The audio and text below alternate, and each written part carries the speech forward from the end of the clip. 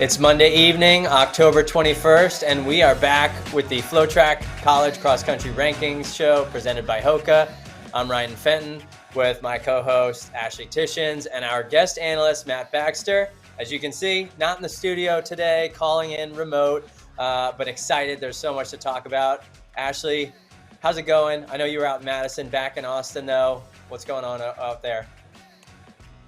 Yeah, I mean, it is great to be back in Austin. I was in Madison, Wisconsin over the weekend covering pre-nats there on the ground. And I mean, boy, gosh, it was so exciting to be there. Lots of surprises, some upsets. I know we're going to dive into that very shortly here on the show. But yeah, excited to be back and recap all the action that happened. Man, yeah, you were deep in it talking cross country. It felt like cross country finally in Austin. We dipped below, I think, 80 degrees for the first time, definitely under 90. Matt, how about you? Flagstaff, you feeling those fall conditions out there? What's going on? Yeah, we got ourselves an early snow for this time of year. Oh. Usually it's pretty predictable. You can guarantee we're not going to get anything around this time. Maybe as we start getting closer to nationals, I think I've had maybe a couple of weeks out before nationals where you'll get some flakes of snow, but yeah, man, on Sunday, I think it was, I was running through hail and snow, and it was an all kinds of mess. So it was getting cold, but to be honest, it's starting to warm up again already. Was this on long run day? Thankfully for me, it was just an easy day, so I can't complain too much. All right. Well, we're excited to have you back with us. There's a lot to talk about, and Ashley hinted towards some of the things that we'll get into. Wisconsin pre-nats was this past weekend. It was really a big show. I think we've all been waiting for. We've been talking about it for weeks, about how things are going to shake out when we all see these teams kind of run against one another, and some teams that we haven't seen run against one another yet, some individuals, all those things. So I think we dive right into it, starting with Wisconsin pre-nats. And, I would say this, some questions have been answered when it comes to who some of the favorites might be after some impressive wins on both the team and individual sides for men and women. We saw some great performances. There's also some questions that have arose from this past weekend. But before we get to that, Ashley, let's start with the men. You were out there. And that men's race was quick, it was fast. We thought it was fast a few weeks ago, but this really blew it out of the water.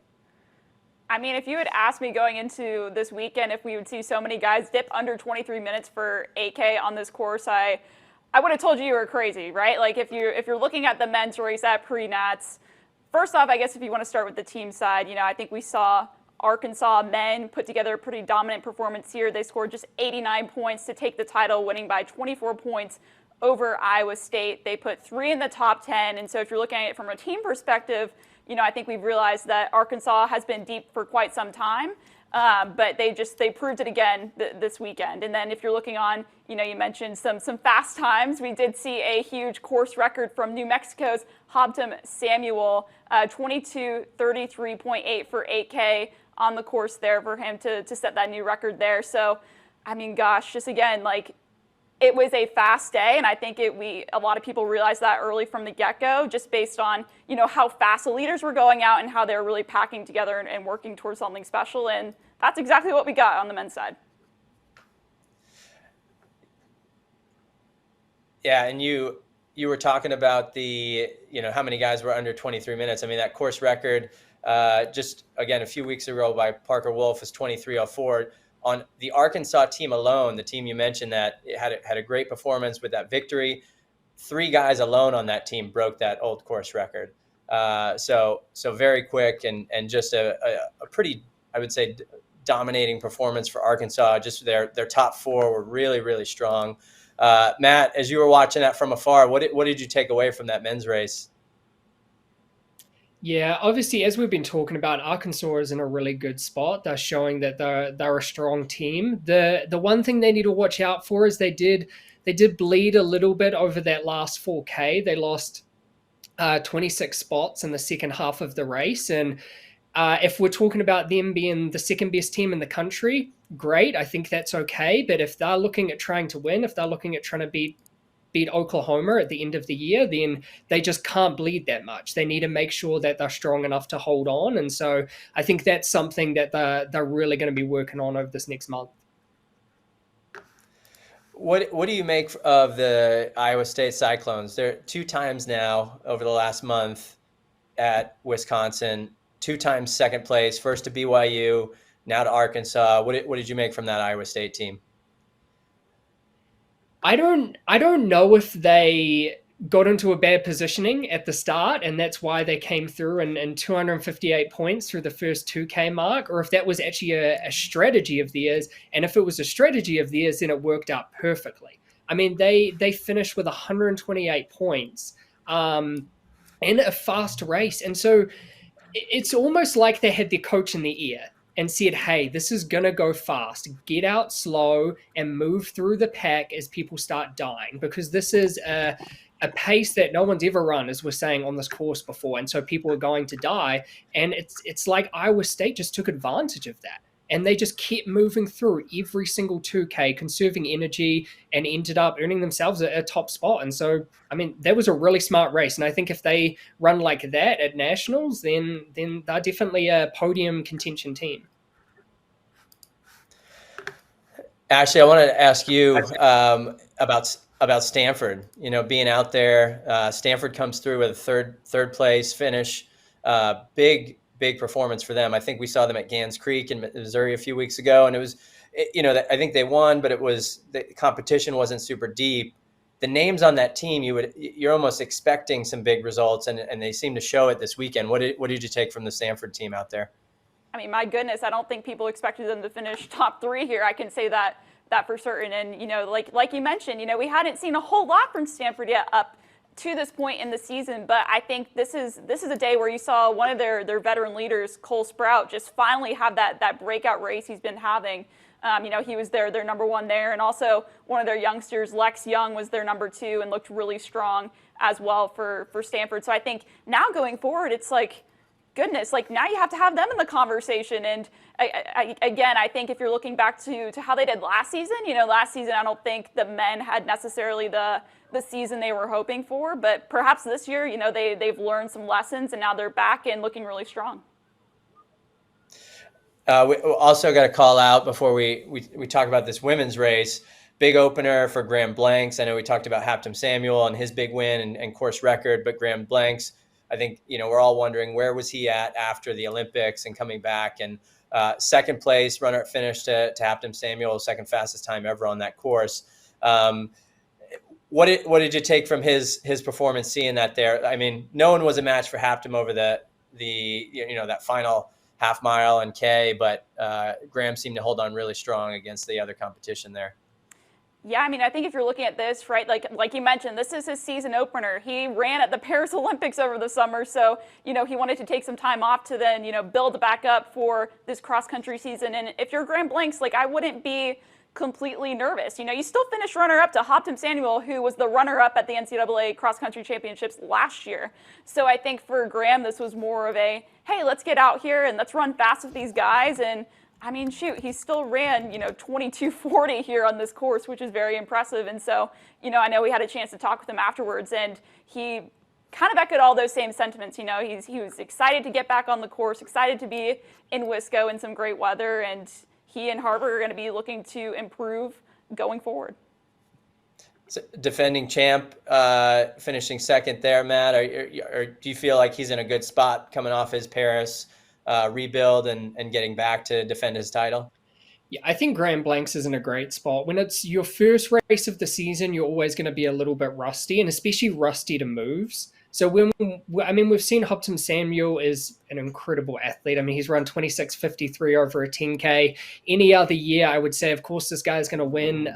But that's not this year. The NCAA is changing. And so what I think we still saw was that Haptem Samuel is still the guy to beat. I mean, when he took off at 7K, and you still have 2 hills, you have like a bit of a more gentle up and down, and then you have the long hill into the finish, and that is hard. So to commit 100% to that last K, and for him to still finish on his feet as if he had like a little bit of run left in him, I mean, I think he's still the guy to beat. But As we're saying, I mean, Graham Blanks, this is the first one, so hopefully he can spend the next month perfecting some of those tactics and learn from this, and maybe he'll be in a better spot come November. Lot to look forward to over these next couple of weeks in that men's race. But do you want to transition to the women's race? We had some big names out there, some surprises, some season openers. Ashley, I don't even know where we start. Obviously, the BYU woman looked fantastic once again. But yeah, what did you take from that women's race?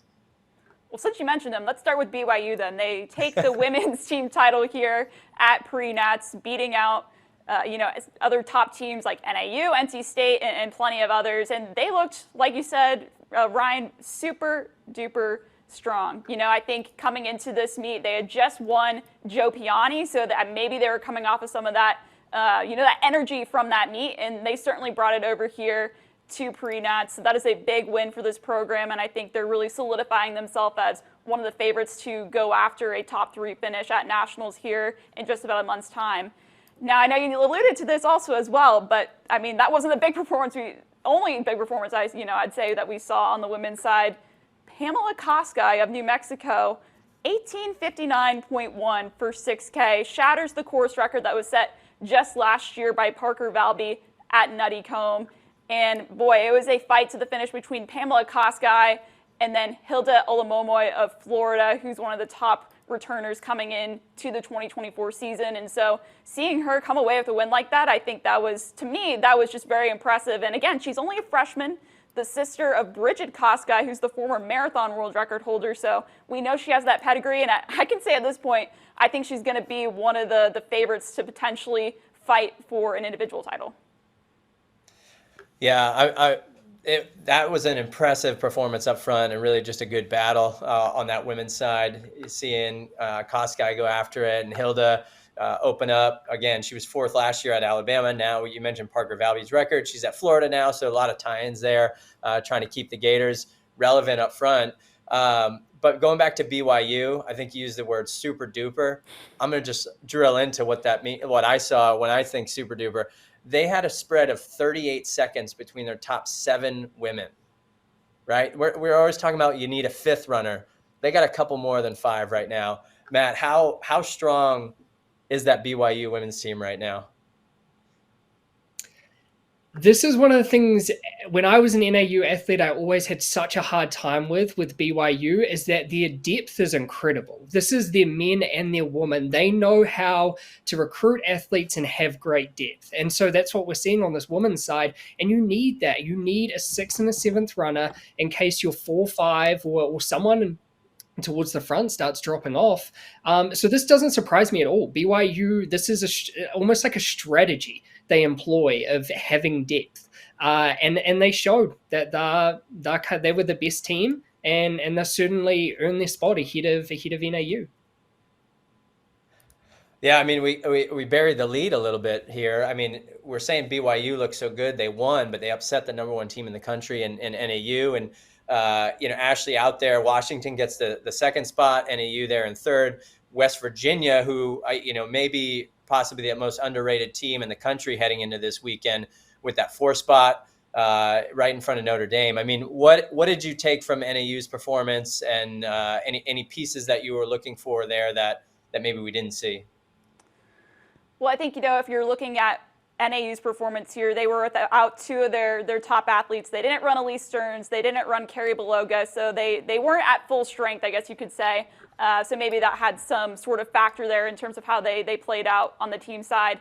But I'm glad you mentioned West Virginia. This is a team I want to give major kudos to.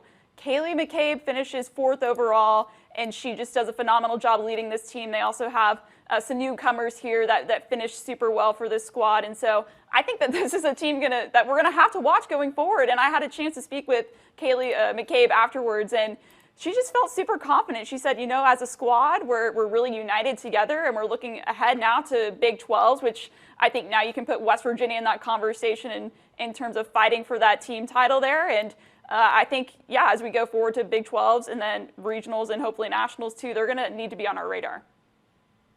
Yeah, I think they're on the radar now, and we'll see where they stack up. Not in too long here in the show and this week's ranking release. Um, before we pivot away from our pre-nats conversation, I got to talk some questions here that we saw come out of this weekend. Two favorites and perennial favorites on both the men and women's side: NAU men, NC State women. Obviously, the NC State women, their big story in trying to win another title this year. They finished back a bit in this past weekend in seventh place, and really it was a big drop off between their 2 and 3 runners. I got to ask both of you: is there enough time to see either of these teams on the men's and women's side put something together and surprise people, or do we feel like we've seen kind of where they're at right now, and kind of a podium spot is maybe what they're fighting for, as opposed to a national title? I think looking at both of these teams, NAU, men's and women's, and NC State on the women's side, for some of these, like they're missing some of their pieces. If you're looking at NC State, they haven't ran Leah Stevens, who is one of their top returners from last year. So you could say that maybe they aren't at quite full strength yet. But you're right. If you look at how they finished at pre-nats, there's a pretty big gap from number 2 all the way back to number 3 and beyond. So that's something they're going to need to work on. If you're looking at the NAU women, a similar story a little bit. They haven't really raced a full strength squad. We haven't seen one of their top runners, Elise Stearns, open up yet. So I think perhaps once you add her into the mix, that potentially we could see some improvements there from the NAU women. And then for the NAU men, it's a little puzzling to me. I think that they went out. If you look at how they raced at pre-nats, I saw them straight off the line. They were all gunning to the front. And then I think they faded a little bit as the race went along. I think they have the pieces together and the talent to really improve as the season goes along. But I'm not the NAU expert, though. I know Matt's more of the NAU expert than me, so perhaps he has more insights on that as well. Yeah, definitely. If I'm looking at these two NAU teams, I would say the women are still in a great place. As we were talking about, holding out 2 of their top athletes, I think if you throw those 2 in the mix, then they're a team that's going to be right towards the front. So I wouldn't be too worried about where the women are at. I think they're in a great place right now. The guys, on the other hand, the hard thing is we're so used to seeing the NAU men be so dominant. They've won 6 national titles in the last 8 years, and the 2 times when they haven't won, they've been second. And so we have really high expectations of them. But they did lose a good portion of their roster last season. So these are guys who are trying to find their way a little bit. I was actually looking at the results from when I ran Wisconsin and when I ran pre-nats. I ran Nutty Comb twice. I ran pre-nats once. And I never broke 23:40. And I finished 3rd, I finished 4th, I finished 7th. And so even these NAU guys who were looking at and were like, oh man, these guys are struggling a bit, they were still running 20 seconds faster than I ever did on this course when I would then go in and get second at nationals. Things have changed so much, and it's hard for me to kind of grasp that. But what I did like seeing was Santiago raced. We were talking about him last time, and maybe we're going to see him held out a little bit more. Maybe he's banged up, but he raced, he finished, he placed great, I think, for where he's at in his season. We got to see Colin perform really well. So what I would say with the NAU guys right now is that what they need to do is make sure that when they go to nationals, they just run a really smart race. We're not going to see a normal NAU team like we might have seen in the past, where NAU goes to the front and hammers with everyone else or controls the front. Realistically, we're probably not going to see that, but I think they could maybe do an Iowa State, as we saw this weekend, where run a really smart race and you can get rewarded from that.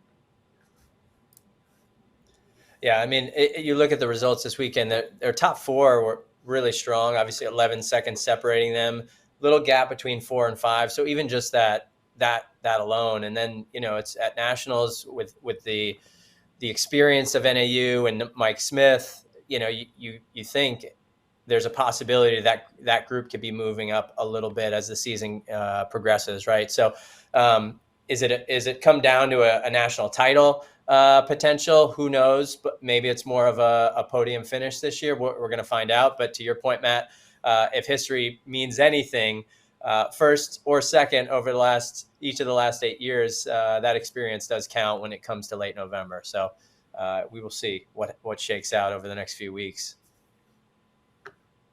I would actually quote Mike Smith that he always used to tell us that NAU in those last 2K, that's where we set up our desk and chairs and get to work. That's where the altitude kicks in. So hopefully once these boys race a 10K, that's when we start seeing some of that strength come through.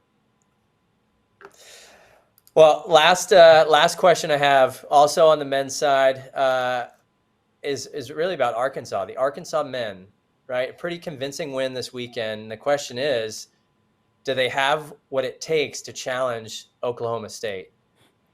And I'm going to open up that to both of you. Did we see someone that could challenge the Cowboys, or is this just a team that's really good and kind of the best of the rest? I mean, I think if you look at them, their depth is there.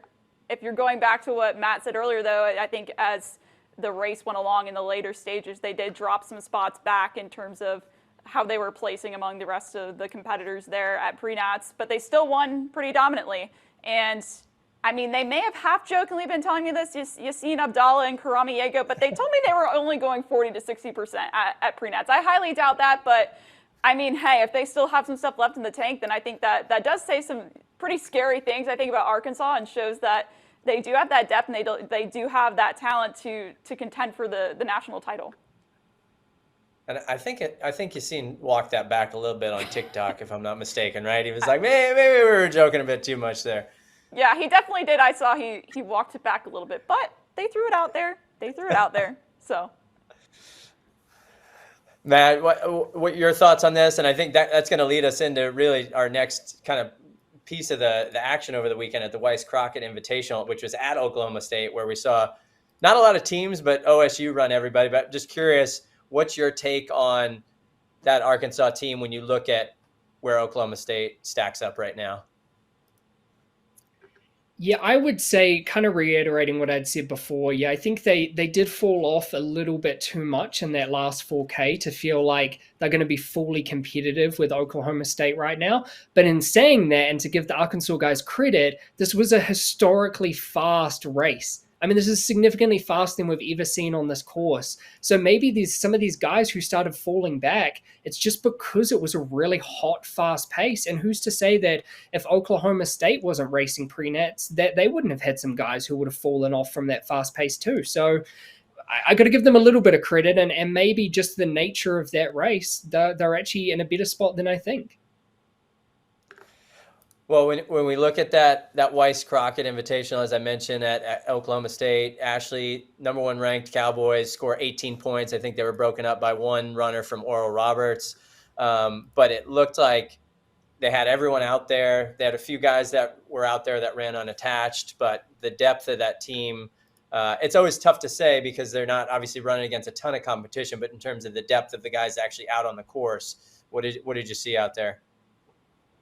Yeah, I mean, it's one of those weird races where it's like, oh, they ran everyone, and they didn't really compete against anyone, noteworthy. So I think that makes it a weird meet to kind of analyze in a way. But if you're looking at what they did on the course, they scored just 18 points to win that meet. 17 of the top 20 were in that race were from OSU, including a couple guys that were unattached, and they had a minute and 35-second spread between the first 13 guys. And if you're looking at, it's hard to tell how hard they were all going to, because I know some of their favorites didn't necessarily, place 1, 2, 3. But I think overall, like you said, that just shows when you can put that many guys out there and they're all going to perform that well. I think that speaks volumes for how deep that program is. Matt, I want to get your take on this. So when you see, I mean, it's a home meet, so it's like you take what you want from it. But again, just seeing everyone out there, it seems like that means something, right? If you're this late in the season and someone was maybe dealing with some minor injuries or something, you might sit them out. But we pretty much saw everyone out on the course. Some of the interesting things were Masao, Shapi, Shitsama were kind of the guys back in that 12th, 13th, and 14th position. So when we were talking about, Ashley mentioned that 135 spread, those are guys that are normally their solid top 5 and some of the best in the country. They're kind of back of the pack. So, I mean, do you take anything from that weekend? Were people off? Was it just kind of, hey, Dave Smith saying, guys, we're going to tempo. Some of you guys are going to run harder than others, and we'll see where things shake out. What do you make of it? I imagine this was just a glorified workout. That's kind of what it seems like, and especially with how they're scoring points wise. If I'm going to be perfectly honest, I don't really see the point in doing it. I mean, I get it. Maybe this meet has been in place for a while. I'm always a guy who I love seeing teams compete against each other.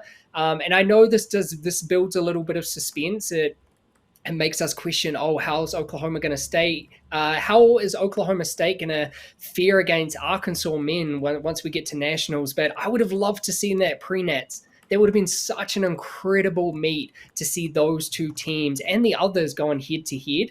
In reality, that probably would have been nationals. That would have been what we were going to see in another month's time. So maybe I'm asking too much for that. But yeah, it is what it is. I mean, I think they know what they're doing. They know how to get themselves ready for November, for nationals. I think they're probably playing it smart, to be honest. But yeah, I wouldn't read too much into where some of those guys are. I think if they were hurt or there was something going on with them, then you just wouldn't race them. There'd be no point. So I feel like maybe that was a strategic thing to maybe have them run a little more relaxed, possibly. Yeah, definitely interesting. I think your early point about, maybe it's a meet they've had around, it's kind of a glorified workout. I can see that being the case here. So we're not really, that Oklahoma State is one of the few teams that we really don't get to see fully unleash against the top teams in the country, right? They had a few top teams at their home meet a few weeks ago, but we'll have to wait till November in Madison to really see the depth and what they have going. But I don't have any doubts right now for Oklahoma State. I will say that, regardless of what we saw this past weekend and what that was. I'm going to move on to another race around the country, the Princeton Fall Classic. And this one really is highlighted by the women's competition, Ashley. We saw a few of the top teams out there in Georgetown and Providence. We saw an opener by one of the top individuals in the nation. So what were the results we saw out in Princeton this weekend? That's right. One of the top returners from the NCAA championships last year, Chloe Scrimgore of Georgetown, finally made her 2024 season debut. She was ranked within the top 5 of our rankings going into this weekend. However, she did not take the win. It was actually Kimberly May of Providence who, if you know who Kimberly May is, she had a stellar track season over the summer and spring for Providence there. I would say she had a big breakout performance for herself, running 19:16 for 6K to beat Chloe Scrimgore. Scrimgore ran 19:23. However, Georgetown did take the team title just barely over Providence. And again, those are two of our top teams in our rankings. So I think overall this was, it was good to see Scrimgore out there make her opener, but I really think it was Kimberly May that stole the show. Yeah, we're going to see how this shakes out in the rankings release here in just a little bit. But yeah, good to see Scrimgore out there. Kimberly May, great performance. But that wasn't the only great performance out around the country. Again, Matt, I'm going to throw this one to you.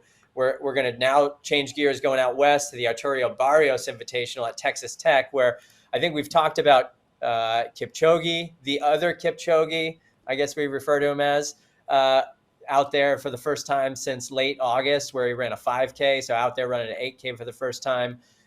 He dominates running 22:01, which we believe to be over maybe a 50-second course record there. And then on the women's side, Juliet Cherubet of Texas Tech smashing Parker Valby's course record by 21 seconds. And that was 18:37. She ran over that 6K distance. So not a lot of team implications here, but in terms of those front runners and contending for the national title up front, what did you take away from those individual performances out at Texas Tech? Yeah, definitely.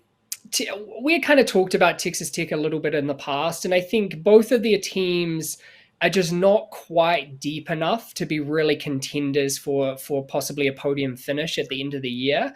But with two really strong front runners, I think it's still exciting to be talking about Texas Tech. And Solomon and Juliet, I think when you don't necessarily have a really strong team behind you, it kind of takes off a little bit of that pressure, which means you can just go all in on the individual side. You just have nothing to lose. You're going in and you're going to try win the whole thing. And I think both of these athletes are capable of it, at the very least getting on the podium as an individual. Which maybe that's going to spur some excitement within the team, and maybe it's going to cause someone to go out a bit above their head and hang on. I don't know, but I think both of these two just showed that, I mean, they're ready to roll right now. And I mean, especially at 22:01 is an incredible time for an 8K. I mean, we're talking about how fast this Nuttycombe course was. I mean, we're looking at like 30 seconds faster than that. So yeah, he's in a great spot right now. Solomon is. Yeah, it's that front of the race. Come late November in Madison is going to be exciting. I mean, Matt, you've referenced how many times today, how quick everyone ran today. Obviously, over an 8K, it'll be a 10K in a month's time.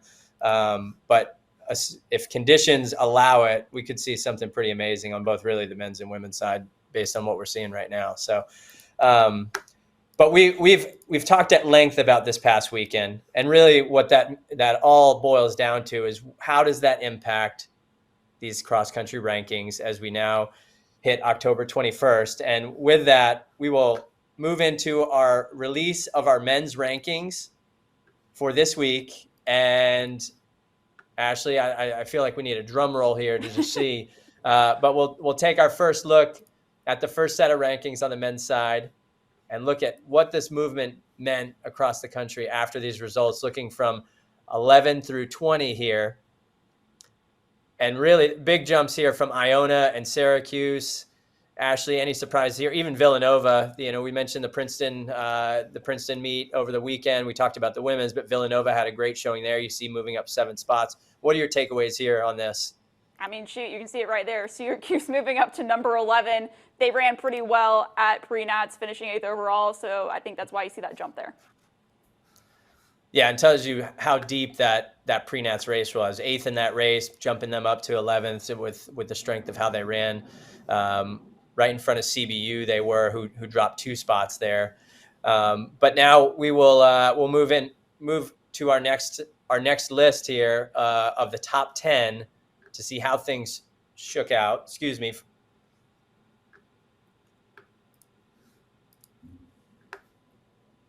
And here you go. Look at that. Not a lot of movement up front, but the team we talked about at Wisco that had that breakthrough performance, Stanford there, moving up 13 spots into number 5, just off the podium. Ashley, Matt, any surprises with how big of a jump that was after the performance this weekend? I mean, 13 places is definitely a big jump, but I do think we saw Stanford finally have the performance they're waiting for. So I think moving up into the top 5, it's interesting to say the least. They did beat some great teams. They beat, NAU, as one example, right? Like, I think if you're looking at it, they did beat some really good teams. And I think, as a result, you see them there in the top 5. We'll have to see, I guess, now if that holds true through as we go through conference, regionals, and nationals. Matt, any surprises for you on this list? Not overly. I think those top 4 completely make sense. Iowa State really showed that they can run a smart race, and so they're definitely a podium contention team. And NAU slipping back a couple of spots makes sense, obviously, for where they finished. Stanford moving up a huge 13 places is pretty incredible, but they're a team that has so much experience in terms of they've been there, they've done this multiple times before. So what I think we're seeing right now is just that they're coming into shape at the right time. They're getting the guys ready at the right time. And so you always got to look out for Stanford, I would say. So by the time we get to nationals, I mean, they might be even better than where they're sitting right now. I remember we talked, early on in the shows a few weeks ago about rankings and people paying attention to it, not paying attention to it. Where, put yourself back in your NAU days. When are you at this point now thinking about the team, where they stack up, what you guys are trying to accomplish come NCAA championship time, and do the rankings start to matter a little bit, right? And I'll use NAU as the example. Like we dropped to 7th everyone's probably thinking we got to get on that podium. How much is this like a rankings impact the team dynamic in terms of the training and focus for what you're trying to do? Yeah, if I was on the NAU team right now and I saw we drop back to seventh, I would probably never look at the rankings ever again. It's definitely a hard one, but I think so long as a team you can regroup and understand why you're maybe ranked there, and also understanding where you went wrong, how you can move forward, then that's okay. It's when you look at that situation and you think, I don't know what we're wrong. I thought we ran a great race. How did we finish where we did? That's when you have a problem. But if you can figure out the steps that you need to take to move forward, then you're going to be okay. And I think that's the same with, finally, we're starting to see rankings where this is starting to get closer to where these teams are going to start finishing at nationals. I think the 5 through to 6, 7, 8, I think these are all teams that could get really close to, if not on the podium. But outside of that, I think if you're not in the top 10 right now, then you're at least not going to be a top 5 team, I would say. Yeah, so that's, I mean, yeah, where we're at right now, a lot is shaken out. I mean, there may be, I think some things we'll see come conference, but to your point, most of what we've seen, with the exception of really, Ashley, you called out some of the athletes like on the NAU women's side, where they haven't raced yet. Maybe we'll see some of those impact. But to your point, Matt, that's going to impact really you being from 8 to 5 to maybe on that podium versus teams back in that 10 to 15 spot trying to break through. It might be a little too late for that point at this time in the season. But with that said, we should take a look at the women and see if we can change your mind with that statement at all. Is there anyone that we see in that 20 down to 11 spots that have a chance to break through that top 10? So as we transition to the Division I women's team rankings, let's take a look at 11 through 20, see how things have shaken out this week. So you see a few teams that have stayed steady on their rankings, and a number of teams that have dropped. Villanova really and Florida State, the big movers this week into that top 20, moving up 6 spots for Villanova, 8 spots for Florida State. Ashley, any surprises here? Obviously, the big drops out of the top 10 in Alabama and NC State. What's your make on this? For me, I think the biggest call out here has to be NC State moving out of the top 10. They're now number 12. Again, they're the defending champions. However, they did not finish probably as they wanted to at pre-nats, and so I think that's a little bit of a reflection of that here in these rankings. But hopefully over the next few weeks, as we head into, they're hosting ACC championships next weekend on home turf, and then as we head into regionals, hopefully we can see them more at full strength. Well, with that, we will go into our top 10 now. And this one, a little, there's not a ton of movement in the first 4, but enough movement where our former number 1 in NAU is bumped out. BYU moves into that spot. Georgetown moves up. Washington actually drops a spot even after such a good finish at the pre-nats meet, finishing 2nd. But again, the rankings factoring in some of those Northern Arizona athletes that haven't competed yet. Georgetown, we saw open up with their full squad for the first time. And we talked about it earlier. West Virginia, 27 spots up, breaking into that top 5 and just outside the podium. The moves behind them with Notre Dame and New Mexico are pretty big at 6 and 10, breaking into the top 10. But West Virginia really stealing the show there. Matt, I don't think we've seen a jump so big in the top 10 all season. I made a note here. I feel like this gives West Virginia a little bit too much credit.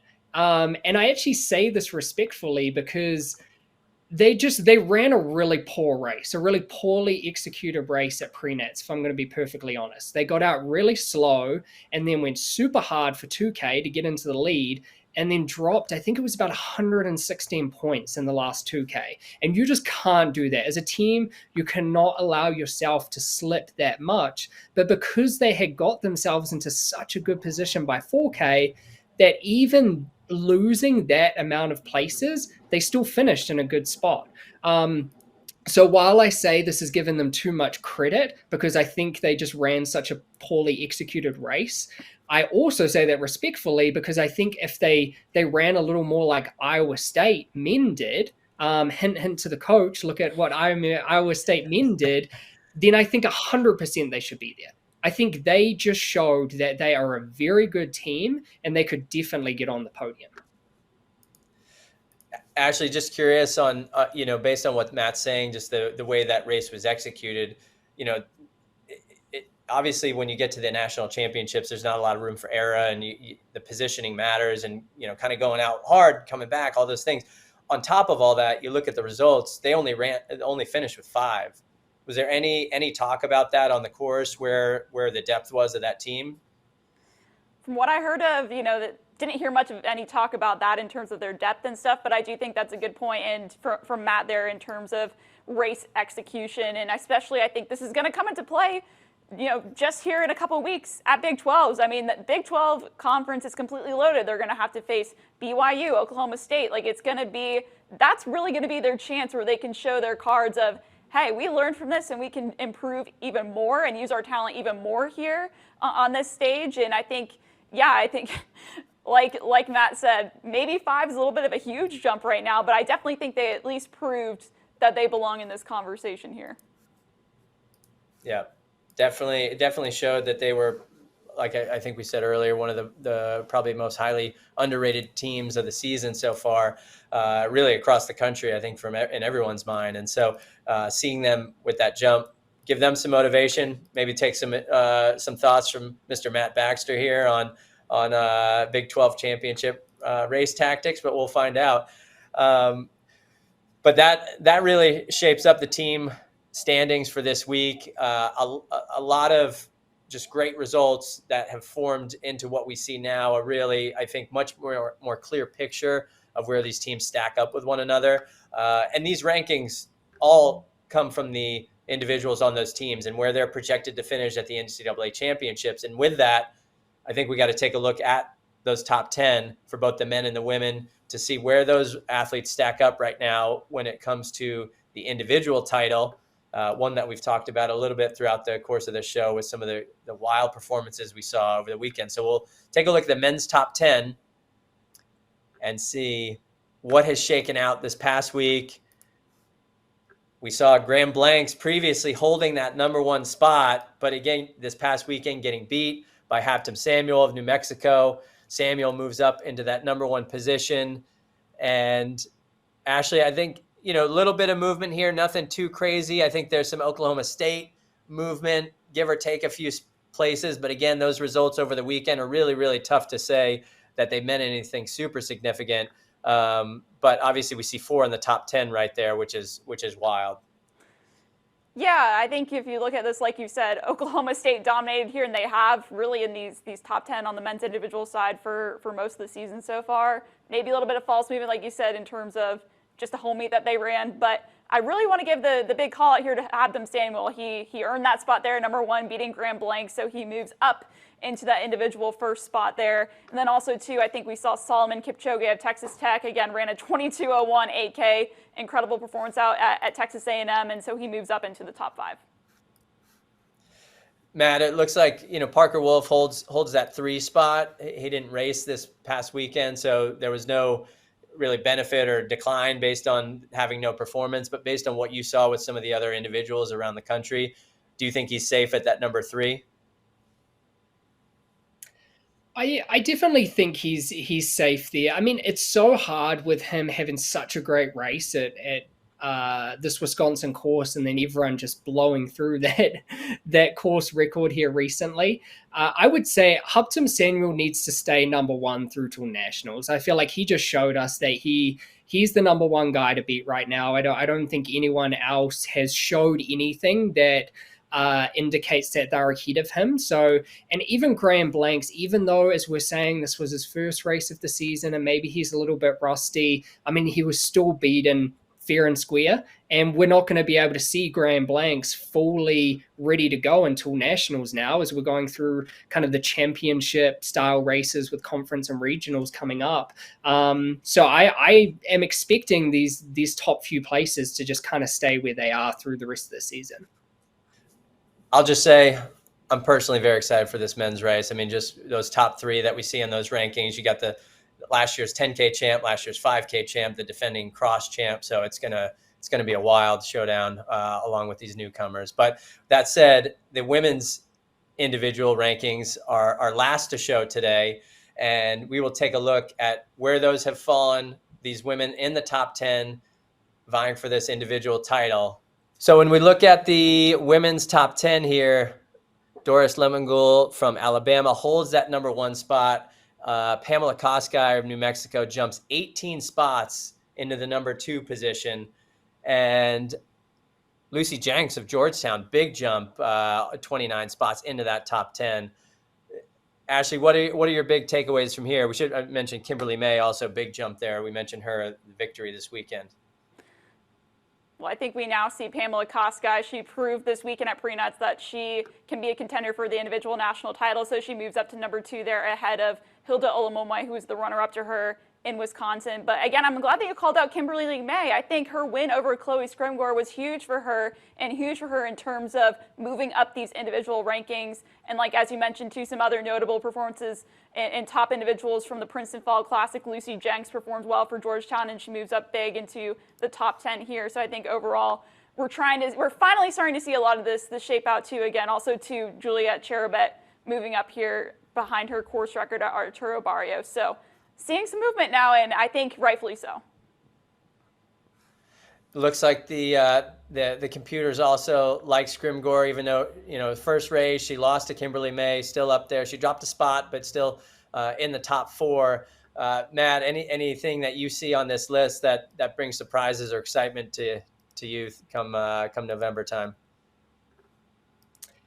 Yeah, I'm definitely excited to see Kimberly May in the top 10. She's a fellow Kiwi, so I'll allude to my flag behind me that I'm excited to see her there. And Pamela Koskei, I mean, she ran so well at pre-nats. And I mean, obviously beating Hilda fair and square, ripping it up that home straight to take the title there. And one thing I actually want to point out about her, and I hope other people saw this as well, was that Pamela Koskei absolutely wrecked at the end of the race, lying on the ground, looks like she's almost unconscious. And then you see her arms come up and she splits her watch when she's lying there. And then there's obviously there people there to help her, and they're picking her up, and it looks like she's almost being dragged away. But I don't know if she has a Strava, but if she has a Strava, then make sure everyone jumps on it and gives her some kudos, because she really tried with every little bit of energy she had left to stop her watch after that. Did not see that. Sounds like a clip we need to find, go back on. But yeah, I mean, this women's race is shaping up to be an exciting one, just alongside that men's race.